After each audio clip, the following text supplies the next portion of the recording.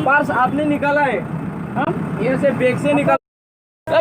Purse ऐसा खुला हुआ है, यही पर तो है था मेरा। दिमाग खराब है क्या? हमको क्या दिमाग खराब है क्या? 19,500 रुपीज था तो तुम्हारा दिमाग खराब है क्या?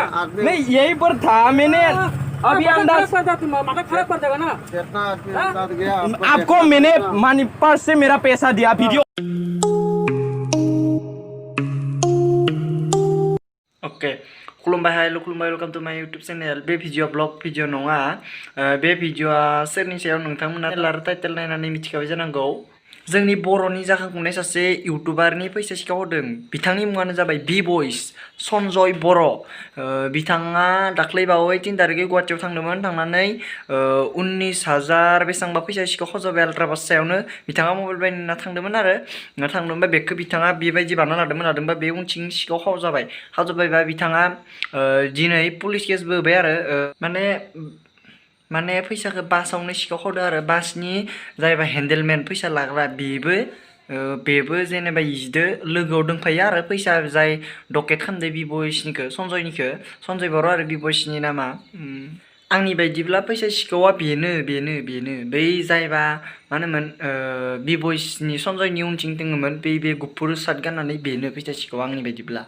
दिनै पुलिसबो केस होबायब्ला मा होनोमोन बासआ गुवाहाटीयाव गैया दा बाहाय बेलेग साइडथिं दोङोनो। मानो होनना बुङोब्ला दा मा होनोमोन इलेक्सननि बासफोरा गिदिंबाय थादोंना मिटिंफोराव, बेयाव थांना दोङोनो। जिथिया गुवाहाटीयाव थांफिनगोन बासआ अब्लानिया हमगोन होनना बुंदों आरो पुलिसफोरा खिन्थादोंनो।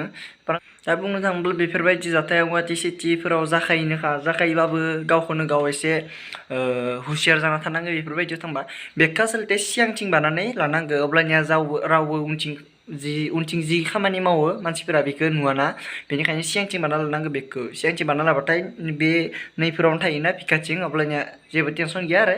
अब्लाबो गुवाहाटीफोराव एसे गिनो गोनां ना, गोबां मानसि बुरजा थायो आरो डाकेटफोरा नायबायनि थाखाय एकदिना मानसिफोरखौ फल' खालामबाय थाखायो। बि बयसनि गामि आरो आंनि गामि खाथियावनो बुंनो थाङोब्ला लोगो हमगोन होनना सानबाय थादों। लोगो हमनाय जायाखै। बिथांनिया नाराङारियाव, आंनिया जाबाय गुरमुआव। लोगो हमगोन होनना सानबाय थादों। लोगो हमगोन सानसेब्लाबो।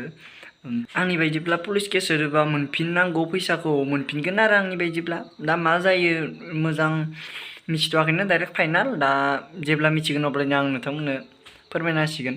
नोंथांमोना जुदि बि बयसजों सापर्ट दंफ्लांबा जेसेबां हायो एसेबां बि बयसनि भिडिअखौ शेयार खालामना हो। डिसक्रिपसनाव आं लिंकखौ होना बि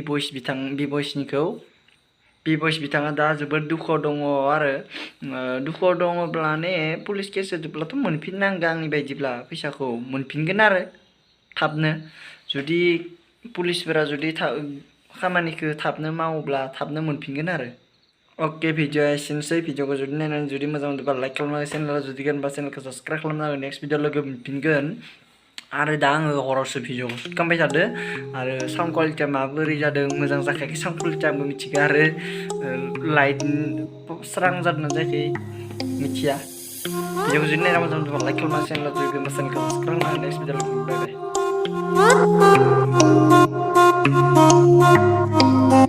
बाय।